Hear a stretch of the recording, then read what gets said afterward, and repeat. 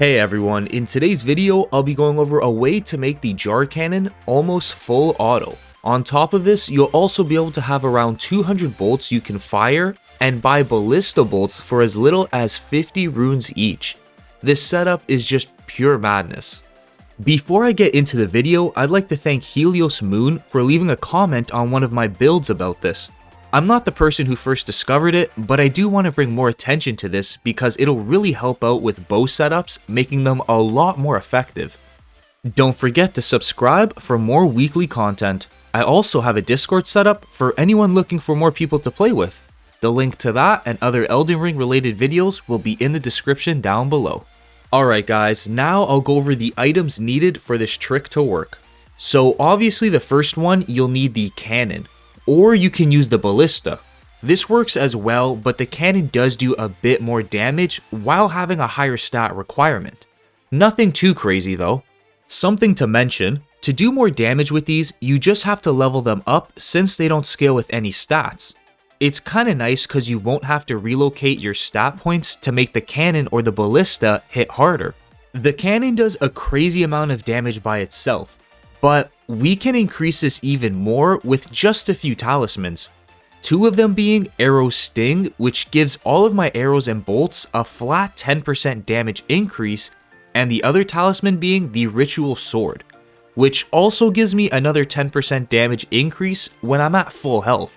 With the cannon or the ballista, you'll want to equip it into your right hand with the regular crossbow bolts. Yes, regular bolts, or the flaming ones for more damage. In the second bolt slot, you'll want to equip the ballista bolts. It'll make a lot more sense later on. Next, you'll need to equip either a longbow or a short bow into your left hand. Ideally a short bow so you can shoot as fast as possible to maximize the damage. For the arrows, you can use whatever you have, but I would recommend using the cheapest ones you can buy or craft, because we're not going to use them for their damage. Lastly, you'll need both the finger server and the memory of grace equipped in your hotbar at the bottom left of the screen for everything to work. Now we have all the necessary items for this to work. What you want to do first is to two-hand the short bow while the cannon or ballista is on your back. Next, hold the shoot button with either arrow you have equipped, and lastly, while you're holding the shoot button, press the button that's connected to your hotbar to use the memory of grace. After doing this, the arrow that comes out of the bow will be the regular bolt or the ballista bolt that you have equipped. You can do this very rapidly as well once you get used to it. With the finger server, it's the exact same thing, but if you're playing online, you'll have to use this instead. The really weird and amazing part about this is that bolt you just fired will do the same amount of damage if it were fired out of the cannon, which normally isn't possible because it only takes ballista bolts.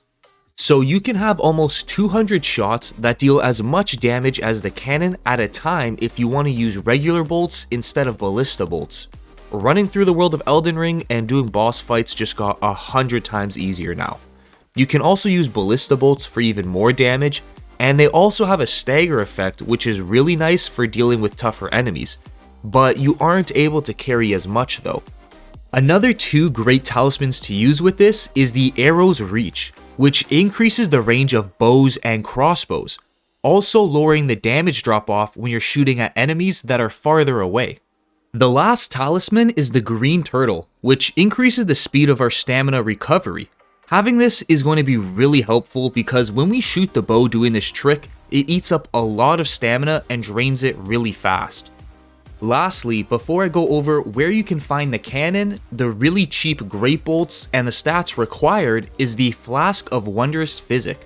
There's only one good tier to use with this, and that being the GREENBURST crystal. It increases our stamina recovery speed just like the Green Turtle talisman, so now it'll only take about 1 to 2 seconds to fully replenish our stamina. The other tier, you can use whatever you'd like, but one I found that decently helps out is the GREENSPILL crystal. It just increases our maximum stamina by 15% and lasts for 3 minutes. Not crazy helpful, but if you don't know what to use, this would help out. Alright guys, now for where you can find the main items needed. To get the cannon, you'll want to reach the Volcano Cave, where you'll have to beat a demi-human boss for it to be rewarded.